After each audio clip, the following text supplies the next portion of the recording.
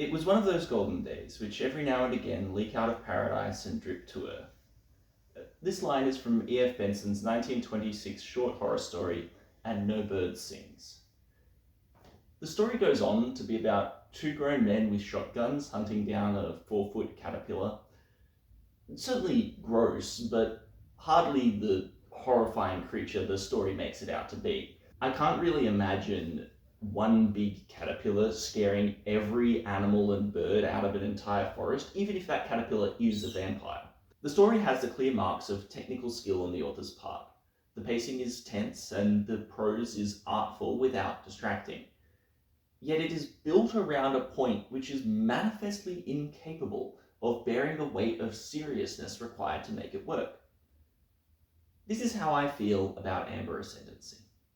The deck is clearly well built. It's put up undeniable results in the right hands, and yet, when you hold the list up to the daylight, it seems like a bit of a joke. How can Banishing Knack and Arbaz Mir have a home in the same format, let alone the same deck? How could this deck possibly be happy to pay a point for Enlightened Tutor, which, until it got depointed about a month ago, was considered the worst card on the points list? How do Yoshimaru and Rona possibly fit the same curve? This is why I want to talk about the deck. I'm usually an advocate for high intentionality in deck building. My most common advice is have something that your deck wants to do and figure out how to add cards which make your deck do that thing. Amber Ascendancy, at first glance, kind of flies in the face of that wisdom. Yet I've been lucky enough to both meet and play regularly with Henry and Lockie, the masterminds behind the deck, since I joined the format. And I can tell you with certainty that every change made to the deck, every decision, goes through a process of thought and theory.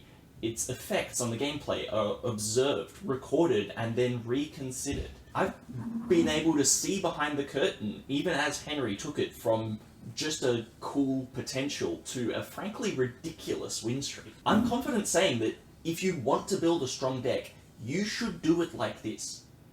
So how does that process result in this mess? First, let's actually unpack the deck. It began life as Jeskai Ascendancy Legends, a Jeskai Ascendancy combo deck with a creature-focused game plan built around small, cheap, legendary creatures.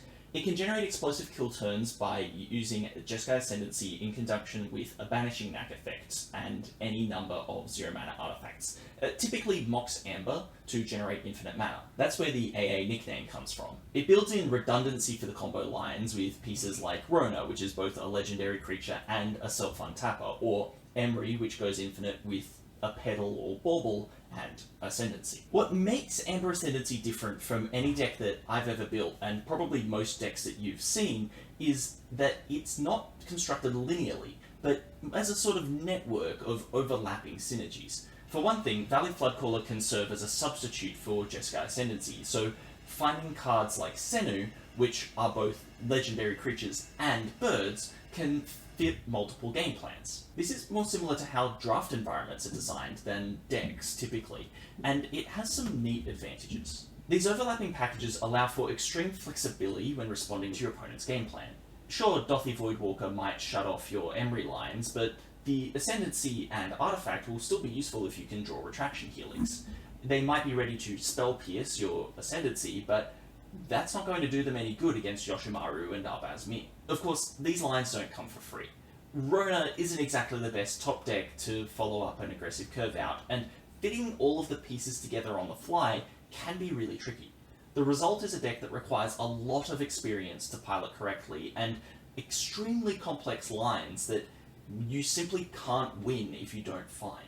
I took Amber Ascendancy to a few weeklies myself, as preparation for Worlds, which is coming up next weekend. The deck is extremely strong in the hands of a skilled pilot, and I was considering picking it up myself. I went up 7-5 in matches over 3 evenings, and although I was picking up pace towards the end, I found it's really easy to punt away a game by misidentifying what your hand wants to do.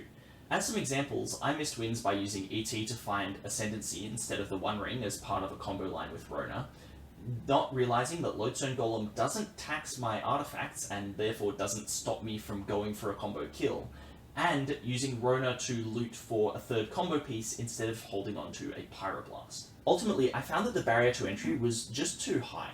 Henry's shown that even though there are hard matchups, a skilled pilot on this deck can win them even against an opponent who does actually know what's going on. But it took months of practice and development to get there, and I only picked up the deck in March. It's hard enough just to win a game of Magic without worrying whether you're playing to the right third of the cards that you actually brought. If anything, I had the most personal success when I stopped keeping hands that could maybe combo and just mulliganed until I had creatures that I could curve out with. And that's not improvement, it's a crutch. Now, a crutch is not a universally bad thing. It helps you to get by until you're able to walk on your own. I've personally recommended crutches to people playing decks like Tin Fins, where Borborygmos is a redundant win condition, but one that's easier to use while you're still figuring out how to make the storm lines consistent. But I wouldn't want to rock up to a foot race on crutches any more than I would want to bring a deck that I can't properly utilize to a major tournament. Even though I'm not practicing it anymore, Amber Ascendancy is a really fascinating study in deck building. It shows how following a loose thread can produce a really strong deck without pushing the whole thing off the edge. It's a delicate balance, but just seeing proof that it can be done has given me the confidence to try that style of deck building more. I hadn't thought about it at the time, but my Liquid Metal Swords deck follows a very similar idea of starting at one point and gradually sticking on different pieces as they fit. And without the willingness to try, all we'd ever have is cool ideas. Until I see you next time, hopefully with a Worlds recap. Good luck, have fun, and may the best wizard win.